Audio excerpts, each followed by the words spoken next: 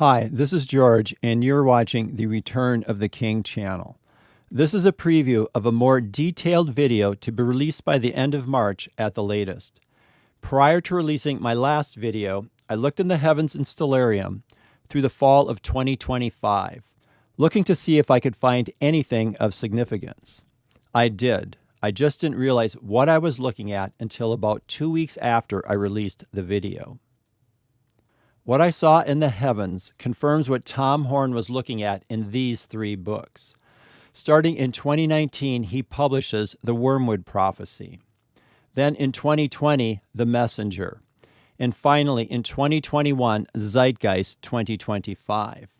In Zeitgeist 2025, Tom is speculating that the rapture and tribulation will occur in the year 2025. Here's why. In April of 2019, Tom Horn, at around 2 a.m. in the morning, has a dream or vision that he describes as a hyperdimensional reality of a massive rock impacting the earth and the damage that ensues. When he awakens from this terrifying vision, he hears what seems like an audible voice. It says the word Apophis. All he knows at this time is there is an asteroid named Apophis.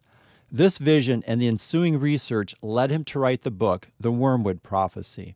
The star Wormwood, found in the book of Revelation, impacts the earth somewhere near the middle of the tribulation, about 3.5 years from the fall of 2025. This makes the incoming asteroid, Apophis, the perfect candidate. Apophis will pass within 19,000 miles of the earth on Friday, April 13th, 2029, or so we are told, exactly 3.5 years from the last day of the Feast of Tabernacles in 2025. In his book, Petrus Romanus, Tom makes a bold prediction as to the month and year Pope Benedict would resign, April of 2012. It was in the middle of the night in 2010 that Tom was rattled from sleep and instantly knew that Pope Benedict would resign in April of 2012 for health reasons. April 2012 comes and goes, and the Pope has not resigned. Tom remains convinced that he has seen the vision correctly, but yet the Pope is still in power. On February 28, 2013, the Vatican announces the resignation of Pope Benedict. The Vatican, in an interview with the New York Times, reveals that Pope Benedict had secretly and officially resigned in April of 2012, just as it had been revealed to Tom in the vision. In the book The Messenger, he goes into detail about the Jewish feast days and the rapture and their relationship to the arrival of Apophis in the year 2029. In the book Zeitgeist 2025, the theory of the rapture and tribulation occurring in the year 2025 is developed even further.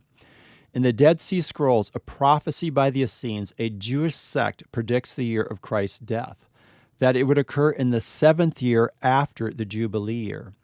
Tom is looking at 32 AD as the year Christ died based on the 70 weeks prophecy found in the book of Daniel.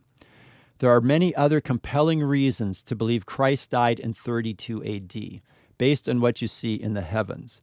I've covered them in past videos, and I'll cover them again in the upcoming video.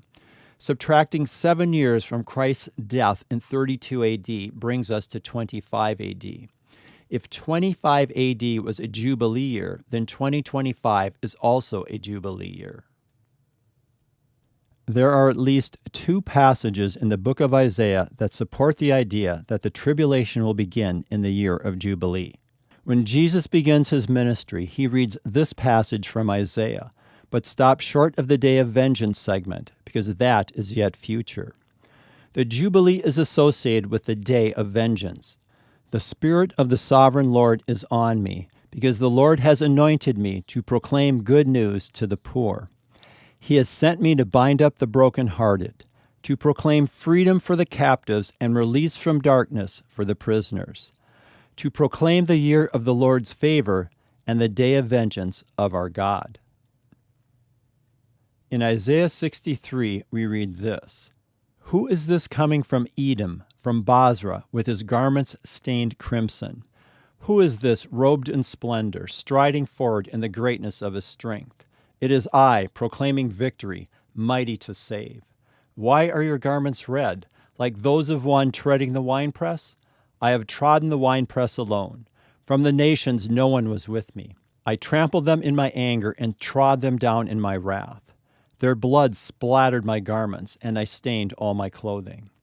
It was for me the day of vengeance. The year for me to redeem had come. I looked, but there was no one to help. I was appalled that no one gave support.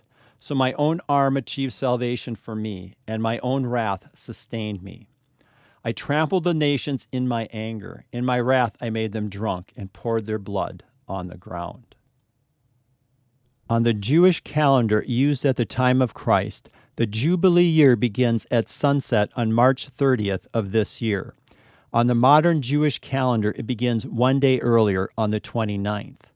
It's on the 10th day of the 7th month, the Day of Atonement, Yom Kippur, in the 50th year since the last Jubilee, that the Jubilee begins. It's on that day that all property that has been sold is returned to its owner. The true owner or ruler of planet Earth is Christ, and he'll be coming to take back that which rightfully belongs to him. So sometime between the first day of the Jubilee year, March 30th, and Yom Kippur, the rapture should occur. Once the rapture occurs, then Christ can begin the process of taking his kingdom back from the ruler of this world. Those of you who are regular viewers of my channel know that I was given 2 dreams about the rapture. One dream requires the moon to be in the constellation of the Lamb, Aries. And in the second dream, something has to appear at the top of the V in Pisces to complete the dream. The problem up until this point has been getting both dreams to be fulfilled on the same day. That has never happened until now, and it just happens to occur on the first day of the Jubilee year. The year Christ comes to take his kingdom back from the ruler of this world and pour his wrath out on an unbelieving world.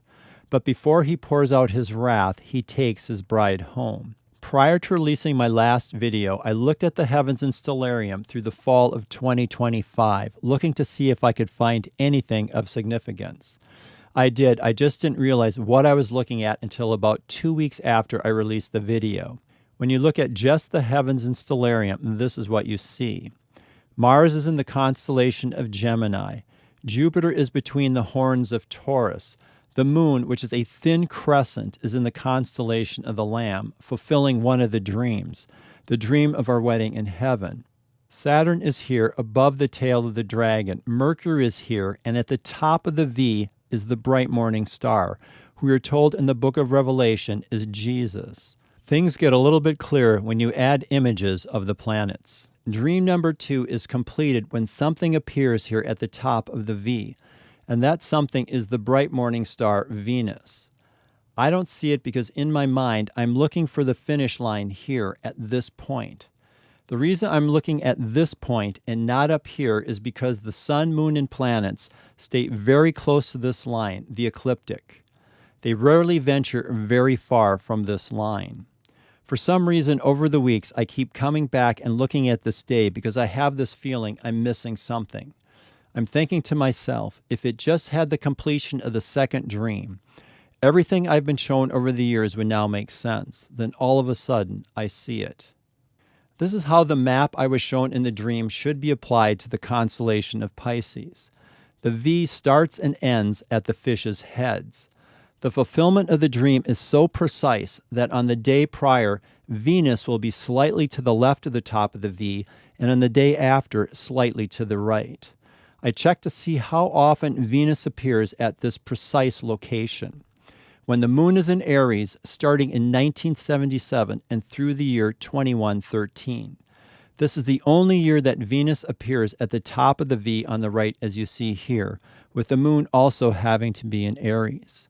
These 2 dreams being fulfilled on the first day of the Jubilee year are confirming to me that this is the year of Jubilee, and that sometime during that year we will see the rapture and then the start of the tribulation. If you're watching this for the first time, I'm going to cover the dreams and everything else in greater detail in my next video.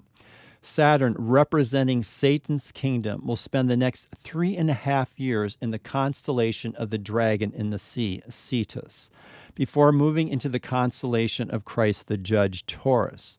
And by the end of the tribulation, he will be judged and chained for 1,000 years. Mars, the red planet representing the red dragon, who in Revelation chapter 12 wants to devour the child. The child representing Christ and his bride is in the constellation of Gemini.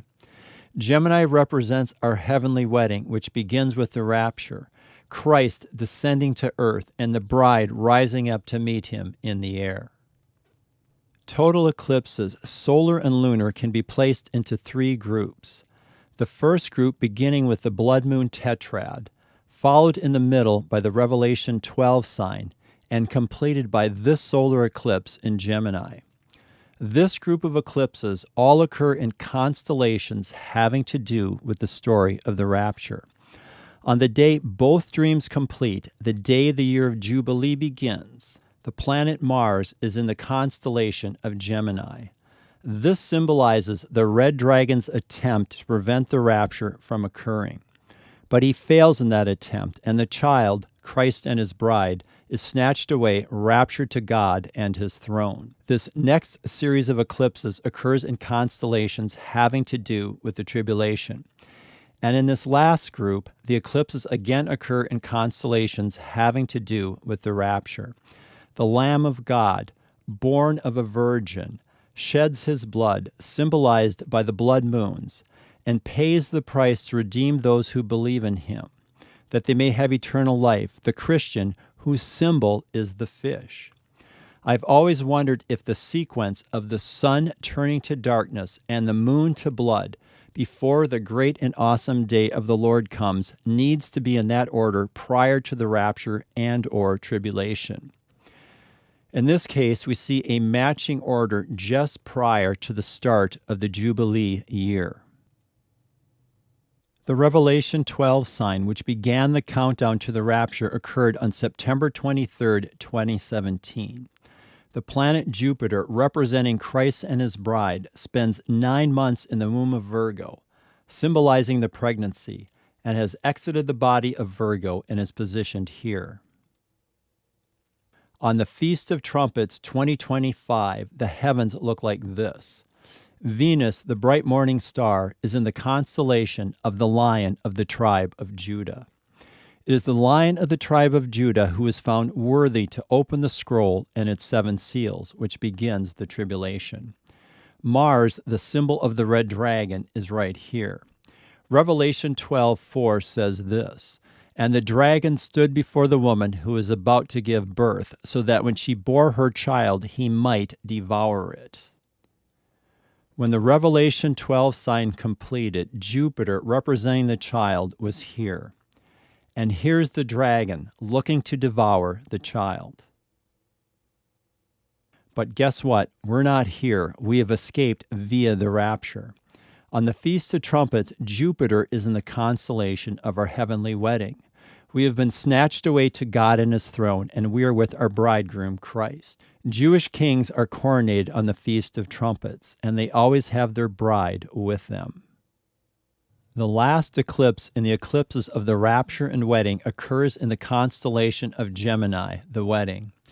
On the Feast of Trumpets 2025, Jupiter, representing Christ and his bride, has moved from the Revelation 12 sign to the constellation of the wedding in heaven. And it does this in the year of Jubilee.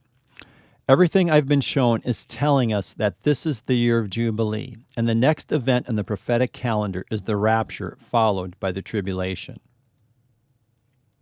The dreams I've been given align perfectly with Tom Horn's dreams and visions, pointing to the rapture and tribulation beginning sometime this year. The dreams completing on the first day of the Jubilee year is just another confirmation that this year is the year of Jubilee. This was just a preview of what I'll be covering in my next video. If you don't understand what's going on here, you will in the next video. It's been a long and trying road at times, but we are finally here. Thanks for watching.